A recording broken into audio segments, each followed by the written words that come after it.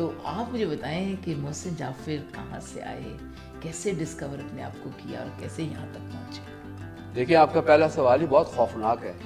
تو وہ اگر آپ میری فیس بک پہ جا کے دیکھیں نا تو اس پہ لکھا ہوا ہے کہ جانا میں کون.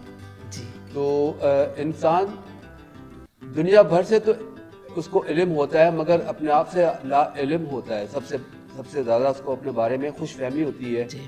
تو میں مگر اگر میں بالکل انصاف سے بات کروں تو میں بہت عام سا بندہ, اور زندگی میں بے تحاشا ناکامیاں اٹھائیں اور بہت ساری ٹھوکریں کھائیں, اور بس یہی ہے زندگی جو کہ چل رہی ہے. میں تو دیکھ رہی ہوں بڑا سکسیزفل ایک پروڈیوسر سے زیادہ میں سمجھتی ہوں کہ آج کے دور کا ایک ایسا شخص جو کہ آج میڈیا میں ایک بہت بڑا مقام ہے آپ کا.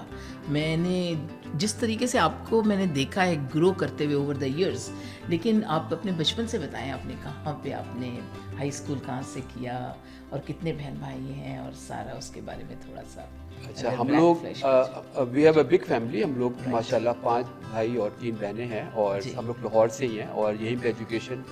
اور اس کے بعد میں نے جو اپنا ایم اے کیا, اس کے بعد میں نے روزنامہ پاکستان سے اپنے کیریئر کا آغاز کیا بینگ اے جرنلسٹ. اوکے. اور یہ 91 کی بات ہے, اور 91 سے لے کے اب یہ تقریباً کتنے ہو گئے, تقریباً 32-33 سال. جی.